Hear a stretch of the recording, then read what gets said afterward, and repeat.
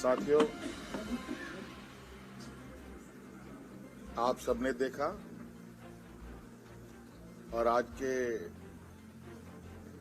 ऐतिहासिक दिन के गवाह भी बने।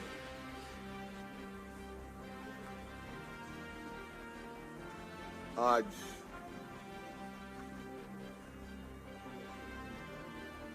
भव्य शपथ ग्रहण के बाद नई सरकार गठन के मार्ग प्रशस्त हुए हैं। उसके पश्चात आज हम लोग प्रोजेक्ट भवन में आए हैं और बहुत सारे बिंदुओं के साथ पदाधिकारियों को निर्देश भी दिया गया। उनमें से कुछ महत्वपूर्ण बिंदु हमारे सामने थी जिसका हम लोगों ने निष्पादन किया। आप सब लोगों ने देखा और आप सब लोगों को मालूम है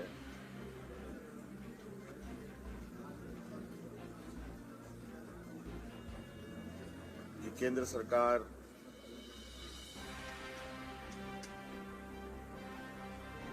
देश की रक्षा हेतु अग्निवीर जैसी कार्यक्रम को चला रही है।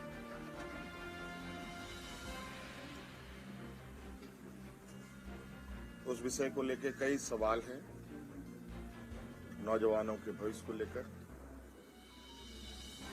और आपको मैं बताना चाहूंगा कि राज्य सरकार ने,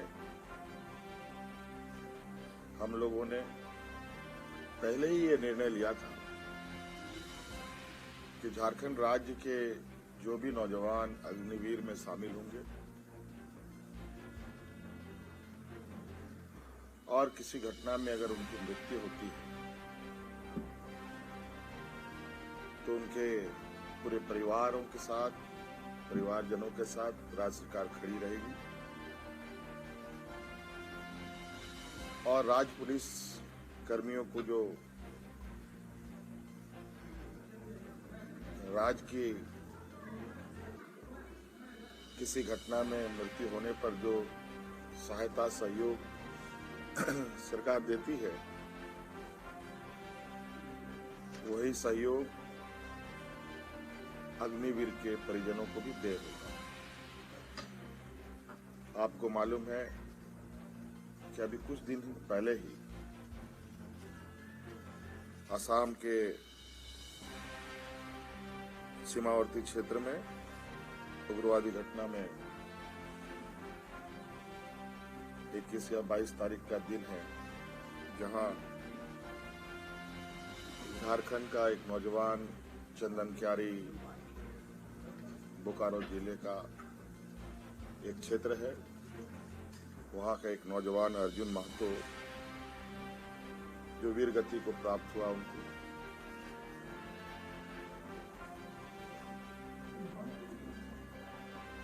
और आज हमने उनके परिजनों को बुलाया।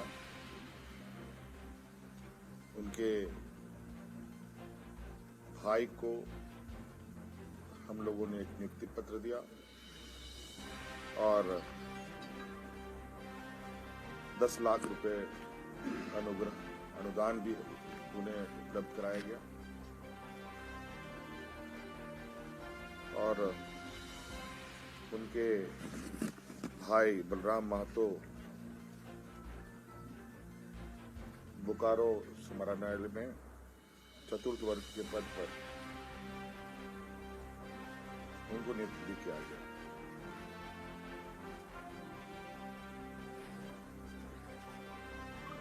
लगभग मुझे लगता है इस घटना को हुए हफ्ता दिन हुआ होगा और हमारी कोशिश थी कि अविलंब उनको ये सहायता उपलब्ध कराया जाए, क्योंकि आप सबको मालूम है कि राज्य में आचार संहिता लागू था, सरकार गठन की प्रक्रिया चल रही थी और सरकार गठन होने के पहला कदम हम लोगों ने उस पीड़ित परिवार के साथ खड़ा होने का अपना संकल्प पूरा किया। इसके अलावा आज सभी विधायकों को 81 विधानसभा में जो चुने गए सदस्यों को शपथ ग्रहण हेतु प्रोटेम स्पीकर के रूप में प्रोफेसर स्टीफन मरांडी जी को चुना गया और ये भी निर्णय लिया गया कि आगामी 9 से 12 तारीख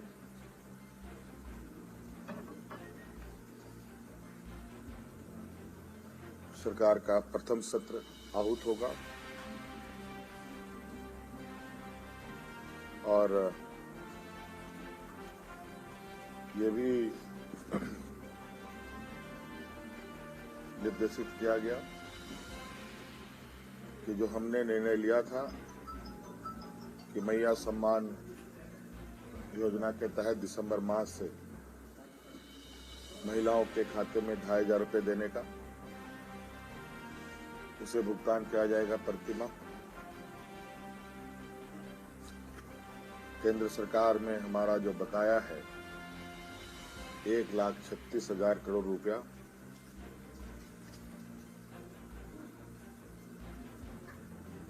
जो केंद्रीय सरकारी उपक्रमों पर है,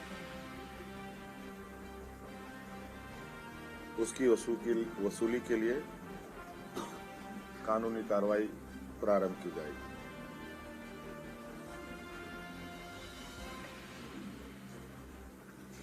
आपको पता है ये राज्य देश का सबसे पिछड़ा राज्य है।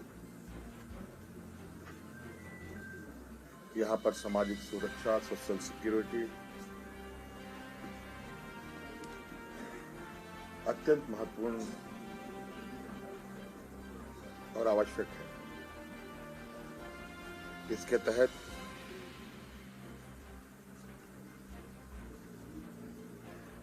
राज्य के गरीब गुरुआ लोगों को उनकी आर्थिक स्वावलंबी कैसे बने और इसको लेकर सरकार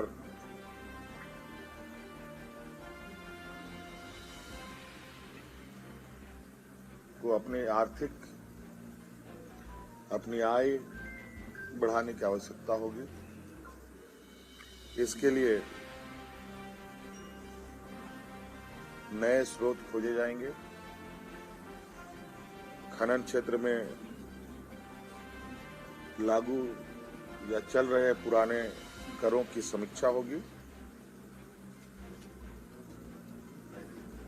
और उसमें वृद्धि एवं न्यायिक मामलों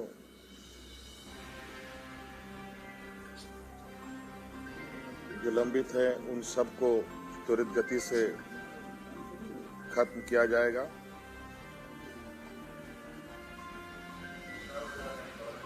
खनन क्षेत्र में कितनी अधिक करें बढ़ाई जा सकती है, इस पर सरकार आगे बढ़ेगी। आप सबको मालूम है कि हम लोगों ने उत्पाद सिपाही में भर्ती की प्रक्रिया पूरी कर ली है, लेकिन इस प्रक्रिया के तहत बड़े पैमाने पर नौजवानों की जानें गई हैं, जो बहुत ही दुखद घटना के रूप में हमारे सामने आया है।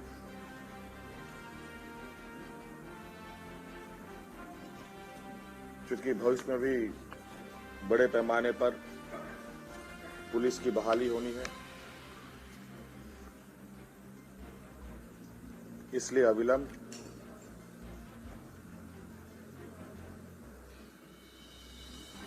पीछे हुए नियुक्ति में जो घटना घटी है उसकी समीक्षा की जाएगी।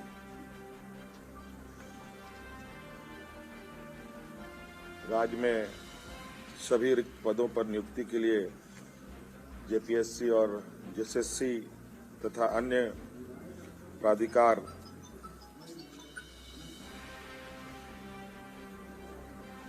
1 जनवरी 2025 के पूर्व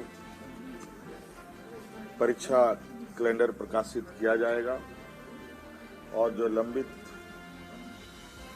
रिजल्ट हैं उनको प्रकाशित किया जाएगा। साथ साथ में ये भी निर्णय लिया गया, असम में जो वहां के चाय बागान में बरसों बरस से यहाँ के मूल वासियों को ले जाया जा करके जो वहां बसे हैं, जो विशेषकर जनजातीय समूह जो झारखंड मूल के हैं, उनकी दशा एवं उनके भविष्य में दिए जाने वाले सुविधा का अध्ययन के लिए सर्वदलीय प्रतिनिधि मंडल एवं पदाधिकारियों का दल असम जाकर जमीनी स्तर पर अध्ययन करेगी और सरकार को प्रतिवेदन सौंपेगी। ये कुछ महत्वपूर्ण बिंदु आज के हम समक्ष हमने रखा है। बाकी चीजें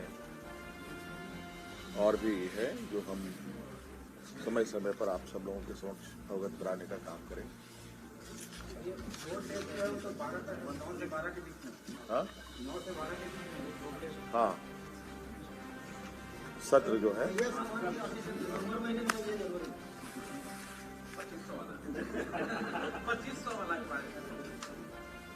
मैंने तो अभी कहा भाई दिसंबर तक मिल जाना है।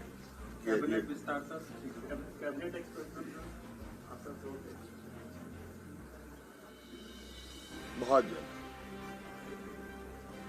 मुझे लगता है, हो सकता है कि 1-2 दिन में हो जाए। चिंता ना करें, उसके लिए आप लोग चिंता ना करें। अब सरकार पूरी मजबूती के साथ काम करेगी, आप लोगों के भी सेवा में रहेगी और आप लोगों का उम्मीद करते हैं कि सहयोग मिलेगा। धन्यवाद।